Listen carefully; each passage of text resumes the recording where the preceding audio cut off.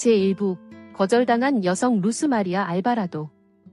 19세기 멕시코 깊은 곳 1875년 베라크루스에서 루스 마리아 알바라도가 살고 있었습니다. 그녀는 명문 가문도 아니었고 당시 미의 기준에 맞는 체형도 아니었지만 키가 크고 풍만한 몸매에 따뜻하고 다정한 얼굴을 가진 여성으로 알려져 있었습니다. 제빵사였던 그녀는 고귀한 혈통은 없었지만 강인함과 품위를 지닌 인물이었습니다. 어느 날 그녀의 운명을 바꿀 편지가 도착했습니다. 산타 클라라 델 야노의 지주돈 프루덴시오 아구요로부터 온 편지였는데 사랑이나 다정함의 말은 없이 그와 함께 집과 삶을 나누자는 청혼이었습니다. 단호한 마음으로 루스 마리아는 가진 물건을 팔고 어머니가 만든 조각 이불 등 소중한 것만 챙겼습니다. 새벽에 기차에 올라타며 나는 누구에게도 작아지기 위해 태어나지 않았다는 확고한 신념을 품었습니다. 새날 동안 긴 여행을 마치고 기차가 산타 클라라 델 야노의 작은 역에 멈췄지만 약속과 달리 아무도 그녀를 마중 나와 있지 않았습니다. 돈 프루덴시오가 보낸 한 노인이 그녀를 마중 나왔고 하얀 벽으로 둘러싸인 거대한 대저택에 도착했습니다. 돈 프루덴시오는 아무런 숨김없이 그녀를 위해서 아래로 훑어보더니 마음을 찢는 한마디를 내뱉었습니다. 내가 기대했던 게 아니야? 설명도 없이 그녀를 마을로 돌려보냈고 빈 상자를 버리듯 그녀를 내쳤습니다. 루스 마리아는 버림받고 홀로 남았지만 패배하지 않았습니다. 그녀의 이야기는 이제 막 시작된 것이었습니다.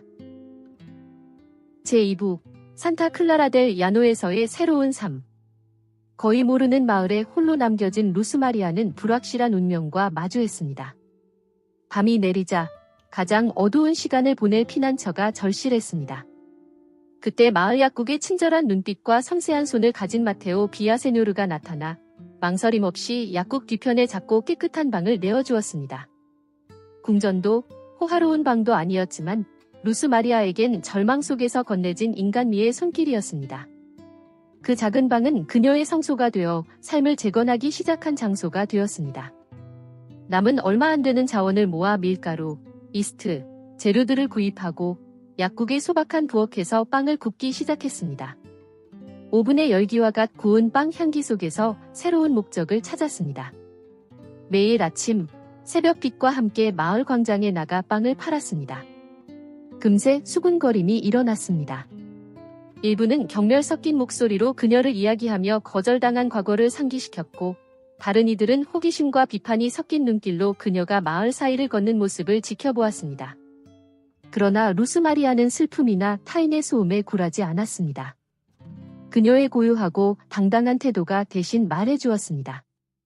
느긋하게 걸으며 풍만한 체형과 당당한 키를 숨기지 않았습니다. 슬픔이나 부끄러움이라는 화장은 없었고 마치 아무에게도 빚진 것이 없는 사람처럼 걸었습니다. 점차 그녀의 이름은 마을에 울려 퍼지기 시작했습니다.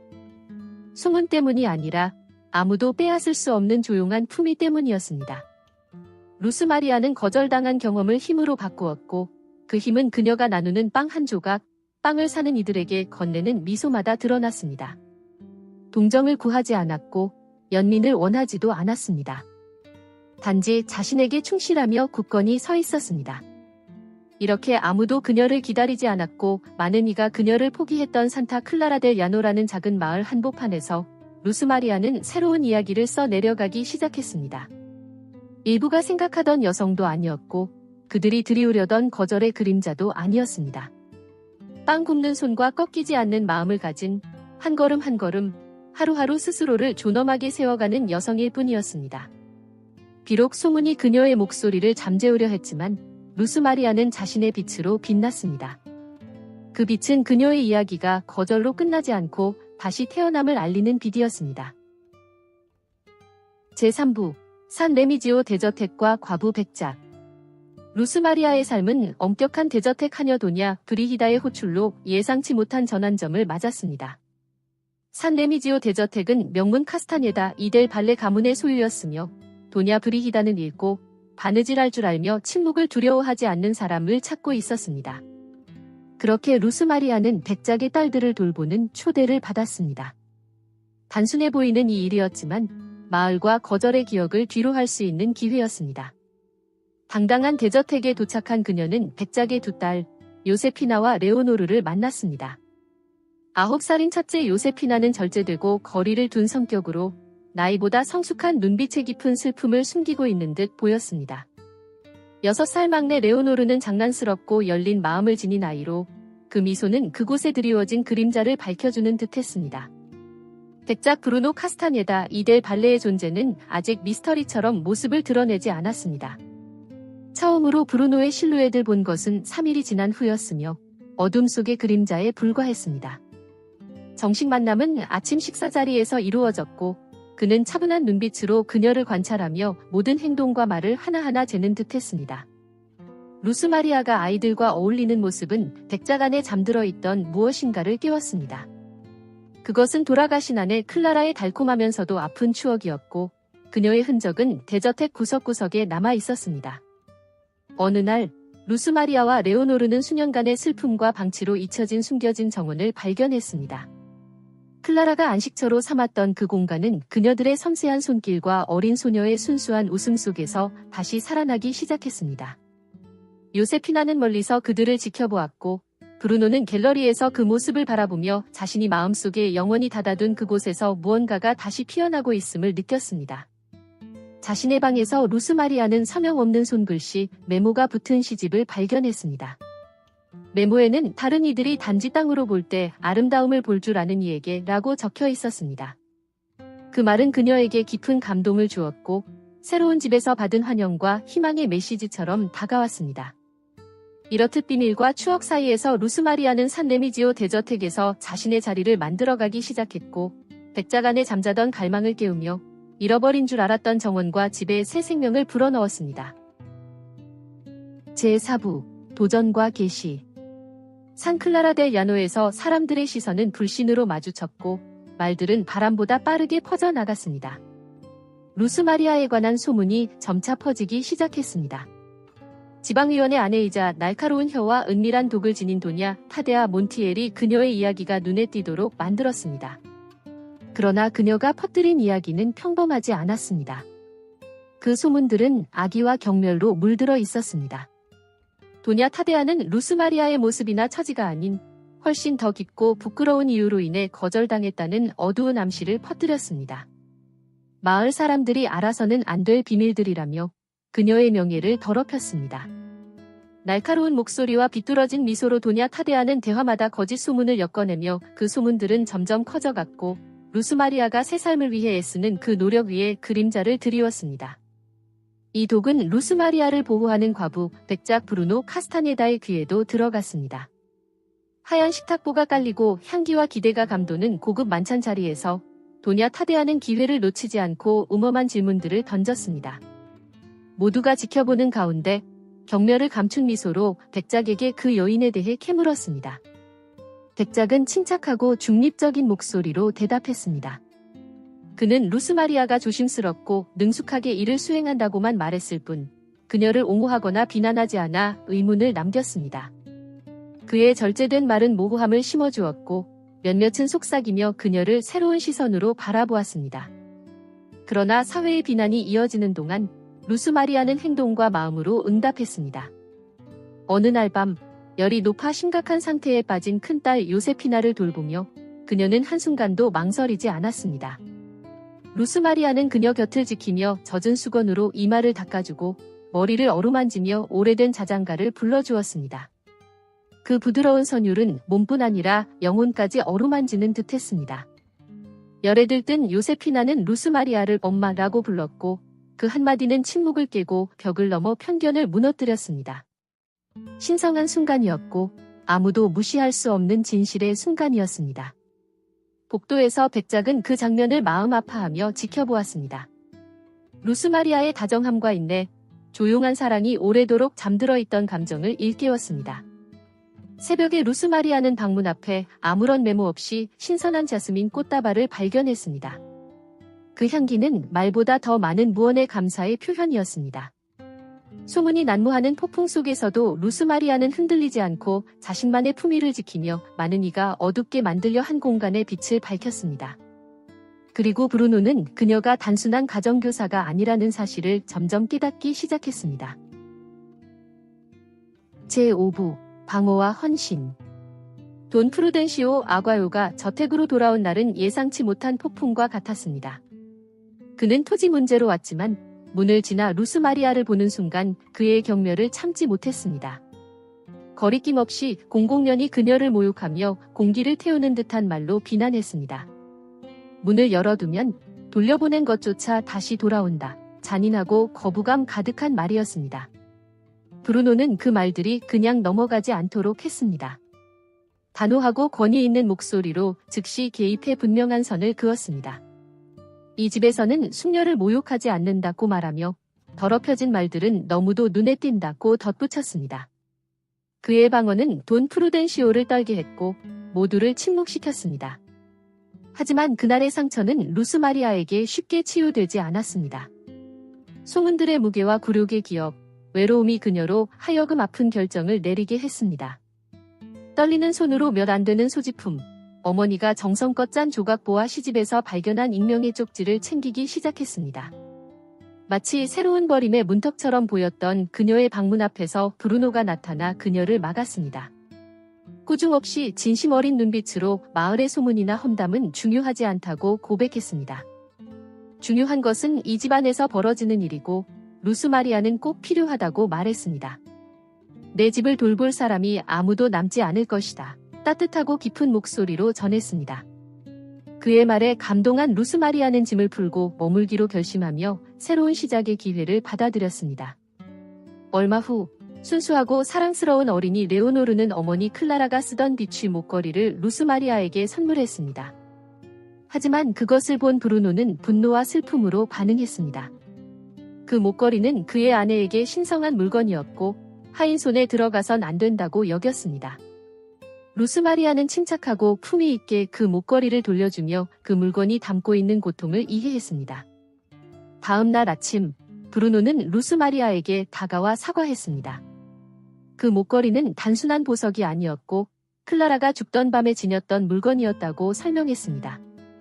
그의 반응은 아직 극복하지 못한 슬픔에서 비롯된 것이었습니다. 그리고 그녀를 클라라의 서재로 데려갔습니다. 그곳은 지금까지 닫혀있던 기억의 성소 같은 곳이었습니다. 조용히 브루노는 루스 마리아가 그에게 슬픔 외의 다른 목소리를 들을 수 있게 도와주었다고 고백하며 그의 마음에 영원히 닫힌 줄 알았던 길을 열어주었다고 했습니다. 루스 마리아는 한 노트에서 울림 있는 구절을 읽었습니다. 진정한 사랑은 이전 것을 지우지 않고 깨질까 두려워하지 않고 그것을 지탱한다. 그때 브루노는 사랑과 지혜가 담긴 주근 안에 클라라의 편지를 발견했습니다. 그 편지에서 클라라는 슬픔에 매달리지 말고 집을 무덤으로 만들지 말라. 그리고 다시 사랑받을 자격이 있다고 했습니다. 사랑은 커질 수 있고 한계를 넘을 수 있다고 말했습니다. 큰 짐을 내려놓은 브루노는 자신의 감정을 표현하기로 결심했습니다. 그는 자신과 루스 마리아, 그리고 두 소녀를 위해 특별한 저녁 식사를 준비했습니다. 감동으로 가득한 그날 밤, 그는 루스 마리아에게 청혼했습니다. 놀라고 감정의 소용돌이에 휩싸인 그녀는 생각할 시간을 달라고 했습니다. 그날 밤, 그녀는 어머니가 만든 조각보 위에서 울며 자신이 선택받을 자격이 없다는 두려움과 이제 막 시작된 미래에 대한 희망을 느꼈습니다. 제6부 사랑과 존엄의 승리. 지나온 모든 일에도 불구하고 과거의 그림자는 쉽게 사라지지 않았습니다. 루스 마리아의 존재를 받아들일 수 없었던 도냐 타데아 몬티엘은 새로운 음모를 꾸몄습니다. 그녀는 브루노에게 익명의 편지를 보냈고 그 편지에는 루스 마리아를 조종하고 돈과 지위에만 관심이 있는 여자로 몰아가는 악의적인 비난이 가득했습니다. 하지만 진실은 결국 드러나기 마련입니다. 장녀 호세피나는 그 어두운 편지에서 도냐 타데아의 글씨를 알아보았습니다. 마음을 담아 그 편지를 브루노에게 전달했고 브루노는 즉시 행동에 나섰습니다. 그는 모든 사람들, 노동자들, 시의원들, 이웃들을 저택의 대연회장으로 불렀습니다. 공동체 앞에서 브루노는 익명의 편지를 큰 소리로 읽었습니다. 호세피나가 망설임 없이 작성자를 지목하자 무거운 침묵이 방 안을 가득 메웠습니다. 브루노는 주저함 없이 열정과 단호함으로 루스 마리아를 옹호하며 그녀의 성실함과 존중, 용기는 깨뜨릴 수 없다고 선언했습니다. 루스마리아를 모욕하는 이는 나와 내 가족을 모욕하는 것이다. 그의 말에 감동한 루스마리아는 감정을 이기지 못하고 쓰러지고 말았습니다. 하지만 그날은 전환점이 되었습니다. 수학축제 무도회에서 한때 의심하던 사회 앞에서 브루노는 자랑스럽게 루스마리아를 약혼자로 소개했습니다. 처음엔 수군거림이 있었지만 그들의 사랑은 분명하고 만질 수 있을 만큼 강하게 드러났습니다.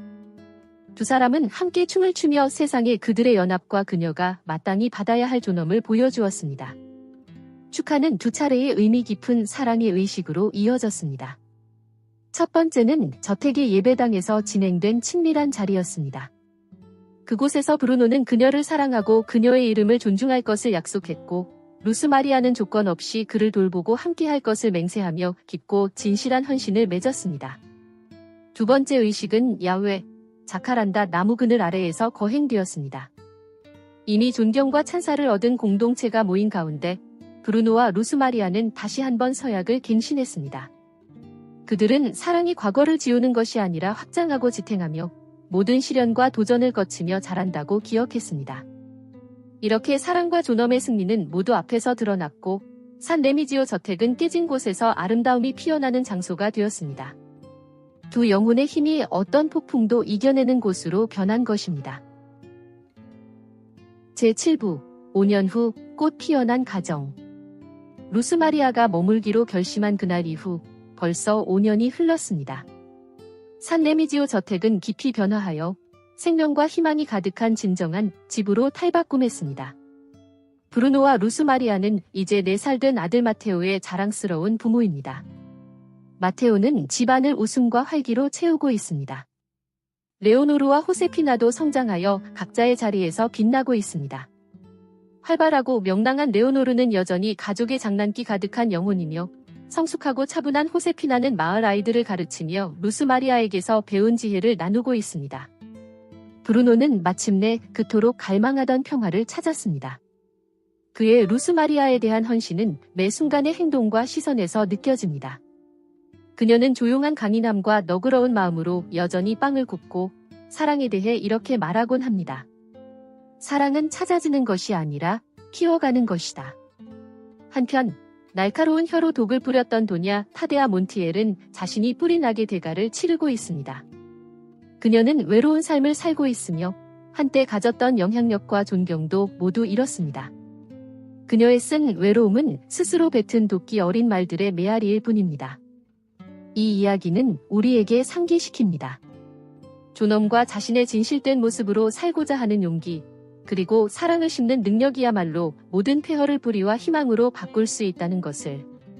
진정한 존경과 사랑은 성씨도 부도 필요하지 않다는 것을. 결국 가장 아름다운 꽃은 가장 긴 비가 내린 후에 피어나고 진정한 사랑은 함께 폭풍을 견뎌내는 사랑임을 말입니다. 산 레미지오 저택은 깨진 곳에서 아름다움이 태어나는 곳이자 사랑과 존엄, 희망이 힘차게 피어나는 장소가 되었습니다.